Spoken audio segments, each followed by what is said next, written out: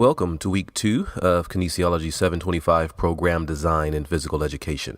And I thought I'd provide a presentation to discuss some expectations for this week, as well as touch on a few important issues to be aware of. For this week, continue your reading and notice that we are not following a chronological order of the reading in the textbook. Last week, chapters 1 through 3 were to provide a foundation in the understanding of curriculum development. Now we will jump to chapters 9 and 10 to look more into the development of a curriculum and some of the various developmental models. Also this week, I want you to finalize the curricular group that you will select and begin collaborating and discussing the curriculum development steps. Your group should include anywhere from 2 to 4 members with no more than 4. And if there are 5 of you who seem to have a shared interest, I'd suggest making 2 separate groups. And use the information from the welcome to class discussion to identify group members who are working in a similar capacity, teaching the same grade level, or who have similar professional interests. And there is a form open this week to post class messages and communications and to begin the formulation of your groups. And you can post a message and ask the class if anyone would like to begin a group, and this is a perfect way to get started. Groups should be completed by the end of the week. And when your group is finally determined, hopefully no later than Sunday of this week, select one person from your group to post the names of all group members in the form titled Final Curricular Teams. Now, as you begin planning to collaborate with your group, keep in mind that there may be some that are in a different time zone, so scheduling may be a problem, but work out a time when you can work together. And this can be done through email, which is actually a less preferred method of collaborating, or it can be done with conference calls, Skype, opening a Dropbox, even using Google Docs, or you can request a group form to be developed in Moodle. And there should be at least 2 to 3 meeting times each week for your group.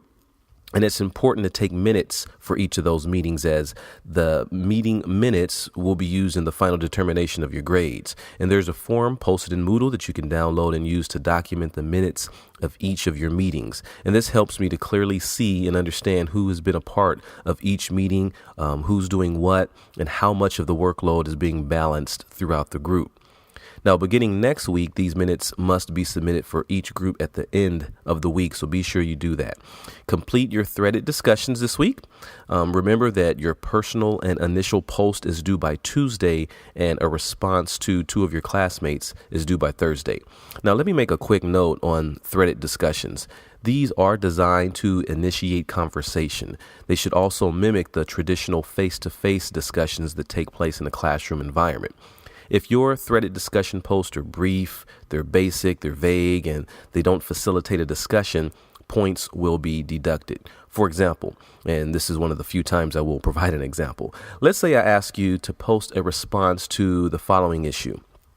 Let's say the statement was, overwhelmingly, physical education instruction has diminished in quality due to circumstances outside of the teacher's control, which are things like large class sizes or poor facilities.